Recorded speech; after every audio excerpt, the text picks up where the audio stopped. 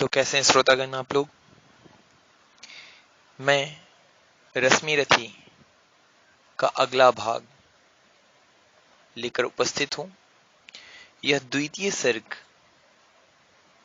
बहुत ही महत्वपूर्ण है।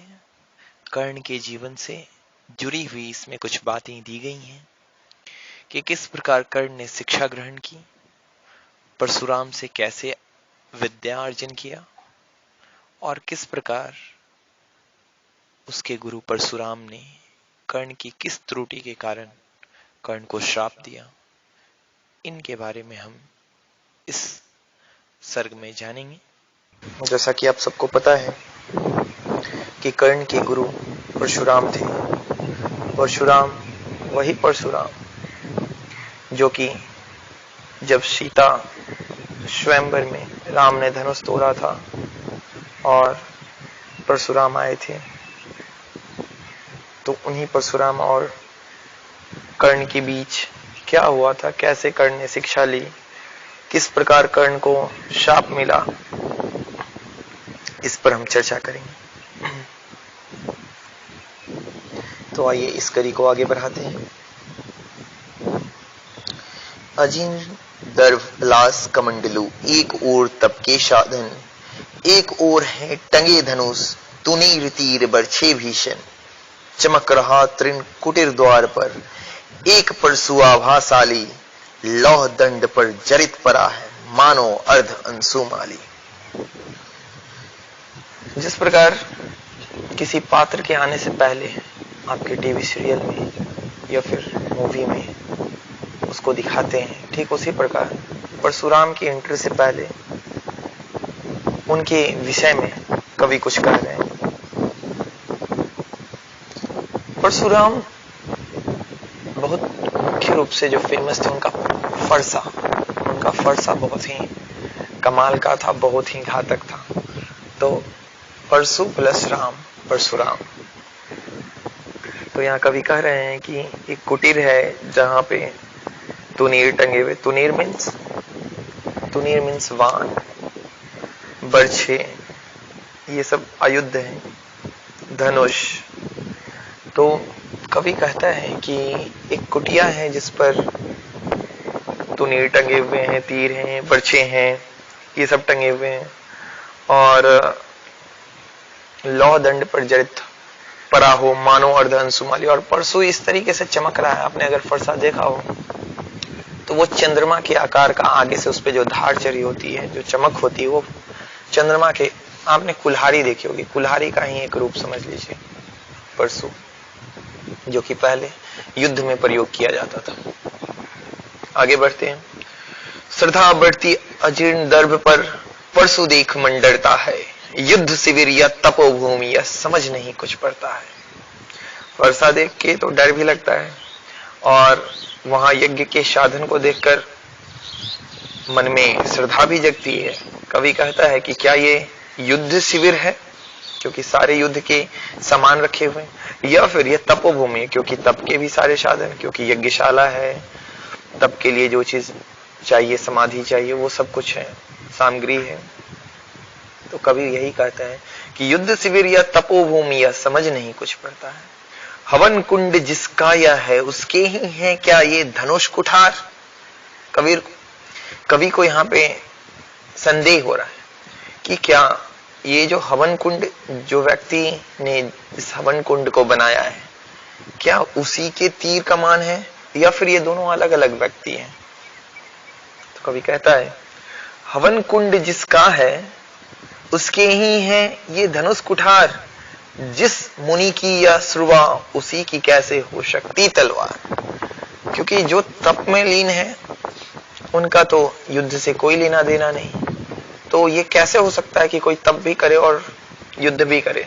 तो अभी कवि संकित है, अभी उस संशय में है कि आखिर ये कौन है। आगे, आई है वीरता तपोवन में क्या पुण्य कमाने को, यह संन्यास साधना में है दैहिक शक्ति जगाने को। मन ने तन का सिद्ध यंत्र अथवा शस्त्रों में पाया है, या कि वीर कोई योगी से युक्ति सीखने आया है। कवि अनुमान लगाते हैं कि क्या तपोवन में कोई पुण्य कमाने आया है, कोई वीर जो है वो तपोवन में आया है, तप करके साधना करके कुछ सिद्धि कमाना चाहता है, या फिर कोई वीर किसी योगी से कुछ साधना सीखने आया है।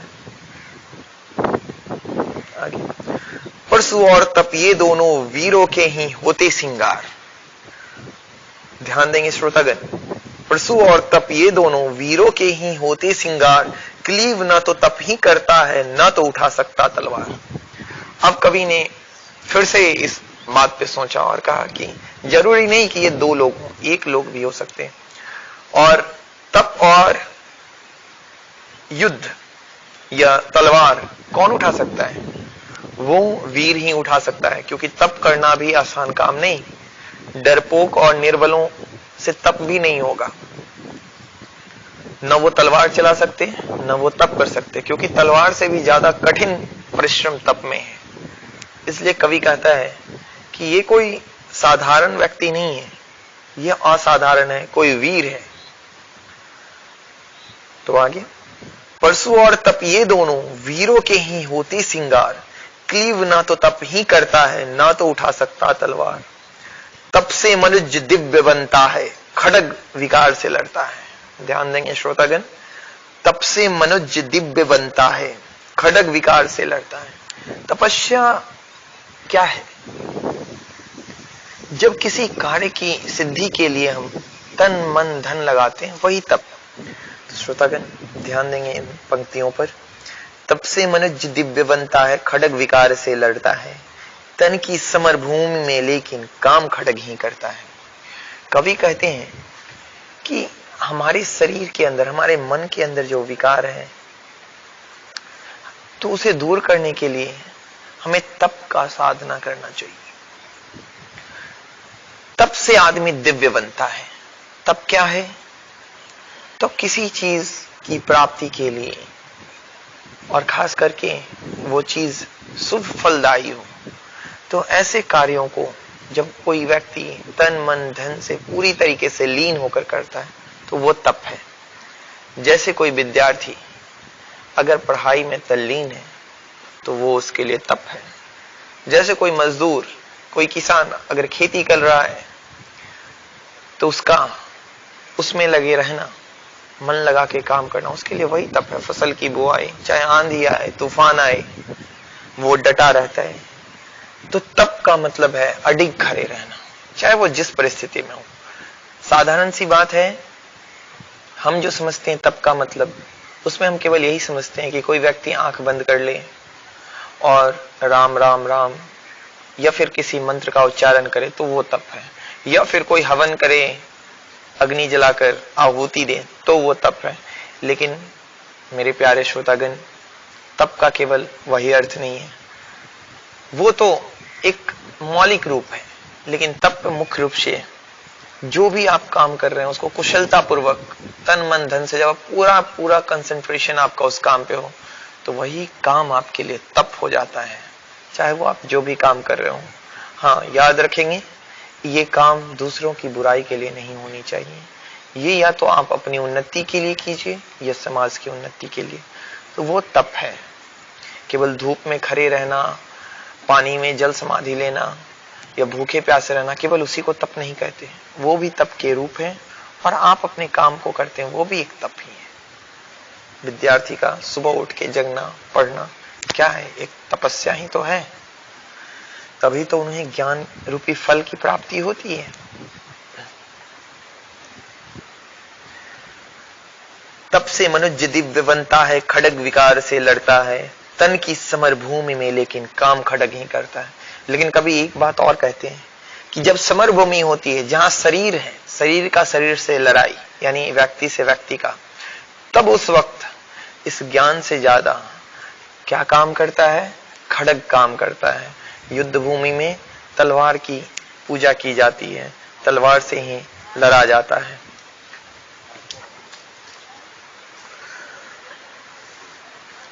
किंतु कौन नर तपोनिष्ठ है यहां धनुष धरने वाला, एक साथ यज्ञाग्नि और असी की पूजा करने वाला। कहता है इतिहास जगत में हुआ एक ही नर ऐसा, रन में कुटिल काल सम क्रोधी, तप में महासूर्य जैसा।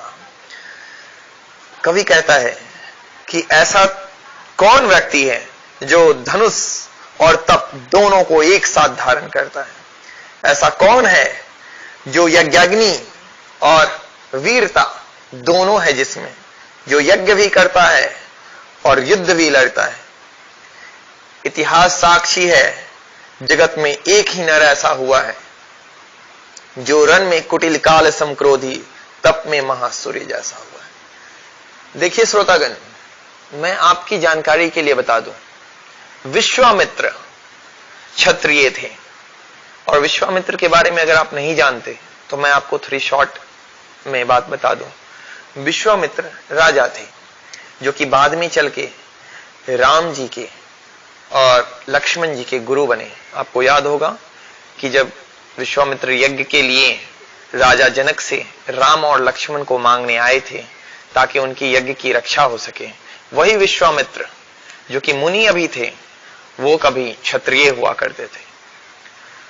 तो क्षत्रिय से वो मुनि कैसे बने, इसकी बड़ी ही रोचक कथा है।